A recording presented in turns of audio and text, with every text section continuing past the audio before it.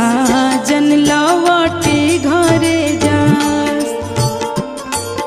अरे हमारा के ले पापा जांघे बैठते साजन लौ